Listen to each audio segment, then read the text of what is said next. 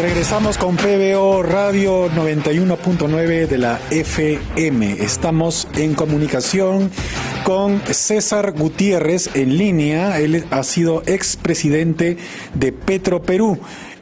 César, ¿cómo estás? Qué gusto de conversar contigo nuevamente. Hola Ricardo, muchas gracias por la invitación, un gusto también y hablar de este tema controvertido que vale la pena desarrollarlo.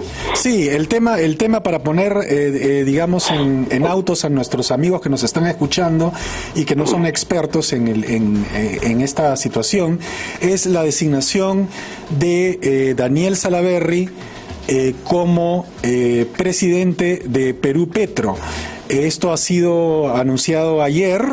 Ha causado un gran revuelo en diversos estamentos de la política y también técnicos, pero vamos a poner en contexto la situación.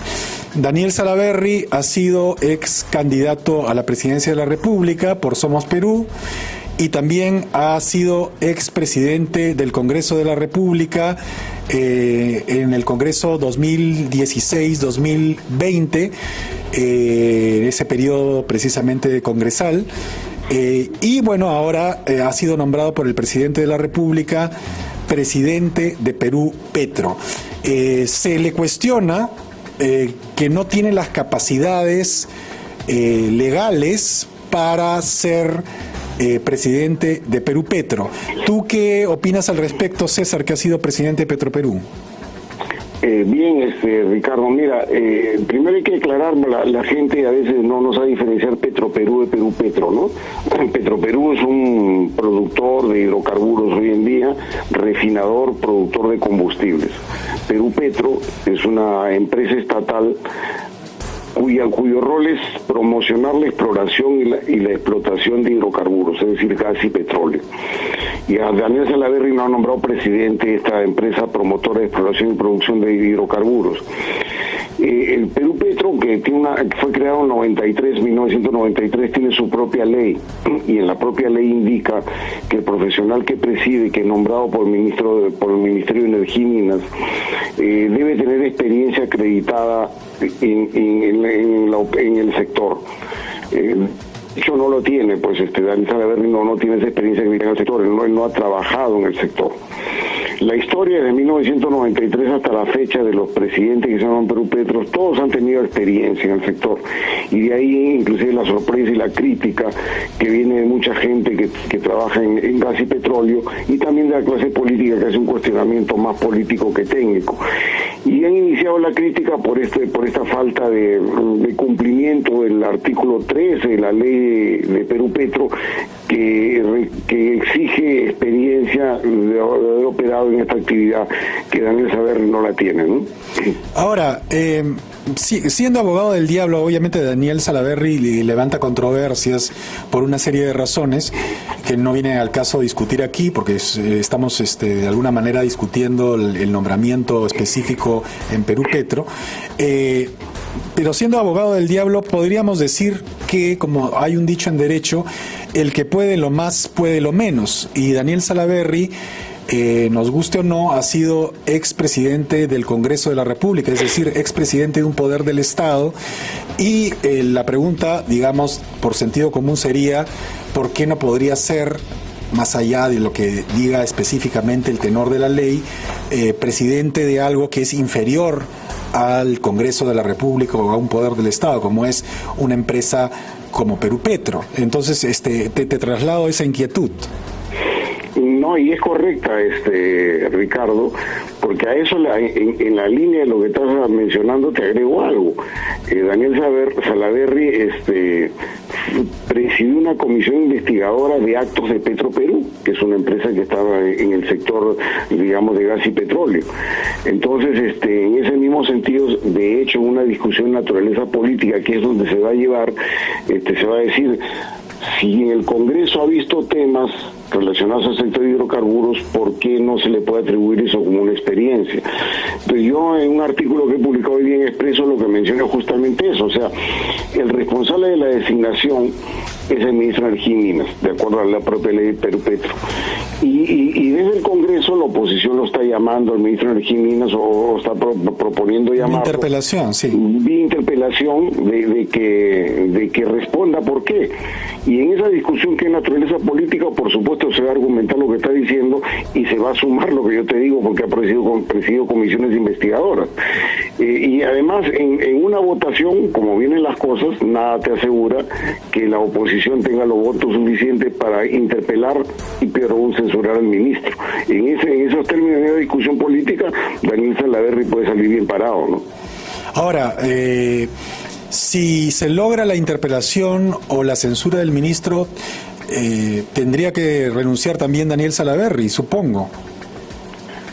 Sí, pues que digamos, y siendo la causa de su interpelación y posible censura, la designación de hecho llevaría a su renuncia. Pero yo soy bastante escéptico de que eso ocurra, porque en el Congreso los votos son los que se cuentan, y yo no veo los votos suficientes por el lado de los opositores de poder llegar a una censura de Daniel Salaverry. Podría llegarse hasta una interpelación, y esto es. Entonces, mi visión es que Daniel Salaverry se va a quedar en el cargo y tiene un manejo político de algo que es muy importante en este momento para Perú Petro, que es la discusión, porque es el titular de los contratos de Camisea, de la exportación del gas, y los contratos adicionales que tratan del mismo tema y que el gobierno le ha puesto la puntería, que es la renegociación de los contratos leyes que se manejan gas y petróleo. Entonces yo creo que por ahí va a ir, y puede ser una persona muy protagónica en esto, porque esto más que un contexto técnico se va a manejar un contexto político. Claro, ahora, lo que dicen algunos es que la ley esta que tú has mencionado no se refiere precisamente a cuestiones técnicas, sino a cuestiones más que todo, como tú mismo lo has señalado, administrativas, es decir, se requiere una experiencia administrativa sobre el tema. Y yo saco a colación, por ejemplo, he estado haciendo una pequeña investigación. Hay personajes muy renombrados que tienen que ver con el petróleo, que tuvieron que ver con el petróleo, como Enrico Mattei, por ejemplo, de la ENI en Italia, que no tenía una experiencia pues en hidrocarburos cuando asumió precisamente esta gran tarea de regentar, ¿no es cierto?, de presidir esta organización, digamos, del Estado de los hidrocarburos en Italia. Es decir, era un gran gerente, un gran gestor, pero no tenía experiencia en hidrocarburos. Entonces, acá el asunto es si a Daniel Salaverry realmente se lo está vetando por alguna cuestión más que todo de encono político que de otra cosa. Sí, yo creo que el cuestionamiento de carácter técnico, que inclusive la propia ley que estamos haciendo alusión se refiere a experiencia, pero como conversábamos, eso se puede atribuir a su paso por el Congreso y decir sí puede tener una experiencia porque ha revisado casos de ese tipo que han pasado inevitablemente por el Congreso. Ha habido frustraciones, por ejemplo, de cambiar una ley de hidrocarburos que compete directamente a Perú Petro, que pasó por el Congreso y él intervenido. Entonces eso se puede atribuir como experiencia y puede salir bien parado en eso, ¿no? Ahora, ¿qué es el Perú Petro que hereda Daniel Salaverry? Porque se ha hablado y se ha exhibido currículum de antecesores. Bueno, lo que está heredando es una catástrofe. Desde el año 2011 al 2021, las cifras de Perú Petro son catastróficas, son muy malas. O sea, la cantidad de inversión, para que tenga una idea, en el 2011 era de 598 millones de dólares y se ha reducido el 2021, que hubo una reducción progresiva, a 2.6 millones de dólares, de 598 a 2.6 millones de dólares. De 62 contratos que había en el 2011, se ha reducido a exploratorios, se ha reducido a 12 en el 2021.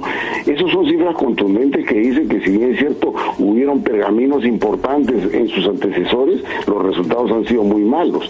Ahora él, de hecho, lo que va a ser difícil que revierta esto, pero tiene en agenda un tema muy importante de naturaleza 100% política, que es el tema de la revisión de los contratos ley de exploración y explotación del gas de Camisea. Ahora, ¿tú cómo ves esa renegociación de contratos como experto en hidrocarburos?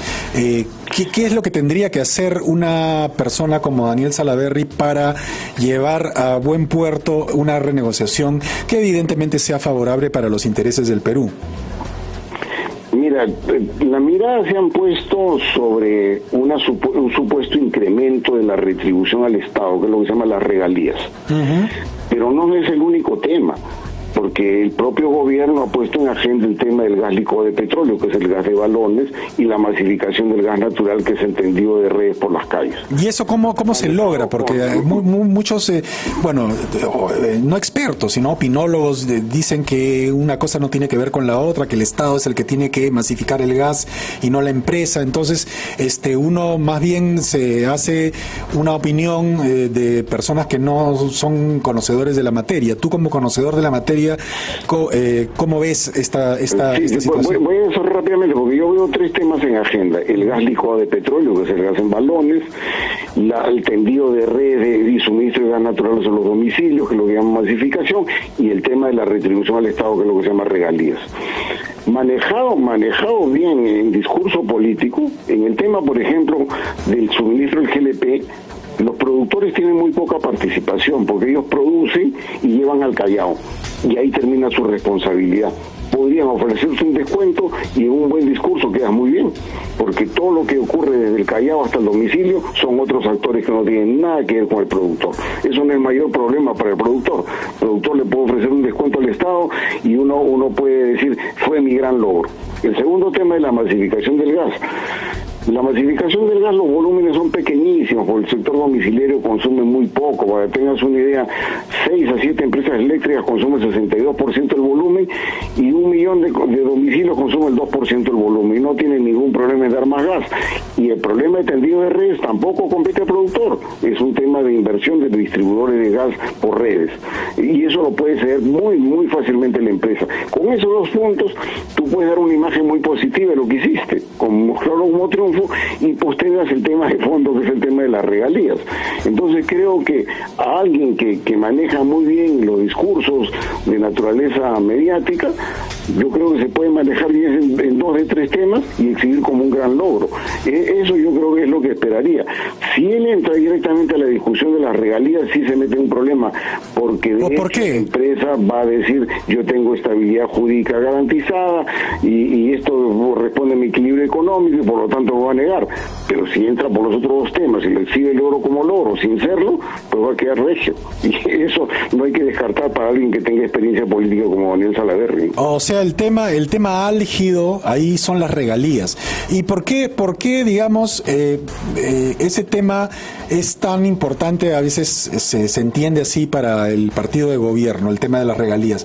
Es decir, no se pagan suficientes regalías, porque siempre se dice, lo que pasa es que se están llevando más de lo que deberían llevarse, ¿no? O sea, para que nos entienda el público común y corriente, que no tiene por qué estar enterado de los tecnicismos en el petróleo. ¿Por qué ese tema es tan importante y tan espinoso? Mira, a ver, primero para el productor, ¿y qué es lo que tiene? Estos contratos datan del 2020, de diciembre del 2020, se heredaron del fujimorismo. Y lo firmó el gobierno de Paniagua, eso hay que decirlo, el gobierno de Paniagua es el que firma esos contratos. Uh-huh. Las licitaciones las hizo el fujimorismo y los contratos los firmó el gobierno de Paniagua. Del ingreso bruto que tiene la empresa, el 37% se va al fisco. Me parece una cantidad apreciable, y si eso le sumas el impuesto a la renta respecto a los ingresos, es como que el 47% del ingreso bruto se va a favor del Estado. Bueno, es un montón de plata. Bastante bueno. ¿Perdón? Es un montón de plata, digo. Por supuesto. Entonces, pero ¿qué ocurre, no? Que ya desde el año 2006 apareció una corriente en la región que la lideró Evo Morales y la lideró Rafael Correa, donde ellos iban por cerca del 80% de los ingresos brutos a favor del Estado. Y ese es el modelo que lo ha venido propagandizando Pedro Franque, la gente de Verónica Mendoza, la misma gente de Vladimir Cerrón y los de Perú Libre, a los cuales se ha sumado Pedro Castillo sin entenderlo. Pero César, eso es viable para una empresa, es decir, que el 80% de, digamos, de ganancias, ingresos o como quiera uno percibirlo, se vaya al Estado y solamente se lleve el 20%, o sea, es negocio finalmente, eso es lo que la gente, por ejemplo, una tienda, ¿no? O sea, por ponerlo de alguna manera, ¿no? Una bodega, ¿sería factible administrar una bodega o gerenciar una bodega o constituir una bodega siendo que el Estado se lleve el 80%, digamos, de lo que esa bodega produce? O sea, el sentido común te dice que no, pero como yo no soy experto en la materia, de repente tengo una opinión equivocada. ¿Tú qué dices al respecto? No, es un exceso. ¿Por qué? En el mismo ejemplo de la bodega y luego aterrizamos en el tema petrolero. Para poner una bodega hay que invertir, pues. Tienes tu local, aunque sea alquilado, tienes tu estantería, tienes los productos, inviertes. Con la venta, tú tienes que recuperar, con la utilidad de tu venta tienes que recuperar la inversión. Si el Estado se lleva gran parte de eso, sencillamente no vas a poder recuperar la inversión que hiciste. En el caso de Camisea, en su momento, que estamos hablando entre el año 2000 y 2004, se invirtieron casi 2.000 millones de dólares en el campo, y eso tiene que recuperarse con el ingreso que queda a la empresa. O sea, yo te decía, el 47% se va al Estado, el 53% le queda a él, con su 53% tiene que recuperar esa inversión. Si seguimos subiendo la tasa impositiva a favor del Estado, de hecho le quitas todo atractivo a la inversión. Lo que sí ha habido una gran carencia en estos contratos es compromisos de explorar, porque la gran crítica cuando el Estado interviene y toma los lotes productores, dice, oiga, pero el Estado, los gobernantes lo que hacen con el dinero ya lo ponen en fines sociales, lo regalan en bonos y no invierten en exploración, y eso es correcto, ¿verdad? Eso ocurrió con Bolivia. Pero también la pregunta es, ¿y estas empresas con lo que han tenido en los 21 años de contrato que han pasado han invertido en exploración? Y la respuesta es no. Y es el tema criticable. Entonces yo diría, si se trata de negociar, yo no me iría por la regalía, sino me iría, oiga, usted ha ganado dinero y lo ha ganado y ha recuperado su inversión, pero tenga usted un compromiso exploratorio porque le quedan todavía 19 años de contratos. Firmemos acá compromisos exploratorios, que es lo que interesa al Estado. Descubra nuevos recursos que permitirá seguir operando a largo plazo. Yo llevaría una negociación por ahí, pero el gobierno no está planteando por ahí. El gobierno está mirando una visión muy cortoplacista. Deme más ingreso. Y eso sencillamente es correr a la empresa aquí en cualquier parte del mundo. Así ocurrió en Ecuador, así ocurrió en Bolivia. Cuando ocurre esto en Bolivia tenía el triple de reservas que el Perú y hoy día tiene menos que el Perú porque sencillamente no se ha invertido en exploración. Lo que yo diría es, negocie usted con la empresa, pero compromisos exploratorios. No vayamos por el tema de la tasa impositiva, que sencillamente hace inviable el negocio, ¿no? Ahora, ¿tú crees que la presidencia de Daniel Salaverry en Perú Petro pueda influir en, digamos, una visión de sentido común, como tú estás señalando, en el gobierno del presidente Castillo? Es decir, no ir precisamente por las regalías, que es el tema que evidentemente es perjudicial a la larga para el Perú y no resulta, sino que él pueda de alguna manera tener el manejo no solamente externo, sino interno, como para decir, mire señores, la verdad tenemos que ir por este camino y por este otro no, porque no va a convenir. Es decir, ¿es la persona que tiene el perfil adecuado para ello? ¿Podría hacerlo? Mira, no hay mucha ciencia para explicar esto. Con algunos técnicos te pueden dar las cifras para discutir y el resto es un poco de racionalidad en las decisiones. Que tiene el discurso para la persuasión, sí. Yo no sé si Pedro Castillo lo entenderá y accederá, pero mira, en un manejo de purismo técnico probablemente no convenzas a un presidente. En un manejo, digamos, de discurso político y digamos de tires y aflojes, como ocurre en la política, puede ocurrir. Podría ser una sorpresa al final de haber estos temas. Entonces, yo creo que esto hay que mirarlo, todo lo que ocurría, hay que mirarlo en el contexto puramente político, donde Salaverry, por su experiencia, puede llevar las cosas a un buen puerto, pero esperemos a ver cómo se maneja. Pues si se maneja desprendiéndose de técnicos o siendo irracional en las decisiones, pues va a tener grandes problemas. Pero si comienza a ir por la racionalidad técnica y aconsejada, por supuesto, por gente que conoce y entendiendo cómo es la relación con política y de inversión, podría terminar bien. Entonces, yo creo que hay que mirarlo desde ese punto de vista, ¿no? Ok, César, te quiero hacer una última pregunta que tiene que ver con la refinería de Talara. ¿Cómo va esto de la refinería de Talara? Es decir, ¿ya se terminaron los trabajos? ¿Ya está operativa? ¿Cuánto se llegó a invertir? ¿Y cuál va a ser el retorno de esa inversión para el Perú? Mira, hasta el momento el costo va siendo $6.000 millones y hay 4.500 millones de dólares de deuda a 30 años. De esos son 6.000 que se ha gastado. Yo estimo que se van a necesitar unos 800 más para poder culminar los trabajos de construcción. De Petroperú nos vienen diciendo que los trabajos de construcción culminarían en el primer semestre, pero eso no significa que inmediatamente arranque la refinería, porque las pruebas demoran más o menos 6 meses. Si todo funciona bien, si tienen los recursos, que tienen que conseguirlo, como 800 más aproximadamente, esto podría empezar a funcionar en enero del 2023. Antes no va a ocurrir. Y eso hay que ser plenamente consciente. Ese día Petroperú es un comercializador neto, importa y vende. Ya la producción se ha reducido a cantidades mínimas, que tiene algo en Iquitos, tiene una cosa muy chica en Bagua y tiene las cosas de Conchán, que es casi la cuarta parte de lo que se producía en Talara. Entonces, esa es la situación. Veremos si es que culmina exitosamente con pruebas y todo a fin de año y esperar que a partir del próximo año comiencen a funcionar. Pero hay una gran deuda, 4.600 millones de dólares de 30 años, que yo creo que el fisco va a terminar pagándolas porque los recursos propios de la empresa no van a alcanzar. Ahora, ¿qué van a refinar en Talara, no? Porque si el Perú no produce petróleo, la pregunta es ¿qué cosa, de dónde, de qué petróleo van a refinar ahí? El modelo desde un principio era 1/3 de producción local y 2/3 de importación. Y el modelo lo que indica es que se va a importar de Ecuador, que es lo que se ha venido haciendo siempre, pero la diferencia era que se iba a importar un crudo de más baja calidad y de menor costo de Ecuador. Ese es el modelo. Entonces, cuando se discursea que la producción de la selva entra, no, eso es mentira. El tema central es la producción ecuatoriana, 2/3 de las necesidades, 1/3 de producción local, y con eso funciona. Y con el ahorro que significa comprar crudo más barato y vender combustible de buena calidad, supuestamente pagas. Yo no lo veo que puedas pagar una deuda de 4.600 millones de dólares con esa lógica. Ok, César, te agradezco mucho la deferencia que has tenido con nosotros. Creo que era un tema político y técnico muy importante. Creo que ha quedado suficientemente aclarada la posición. Buenas tardes.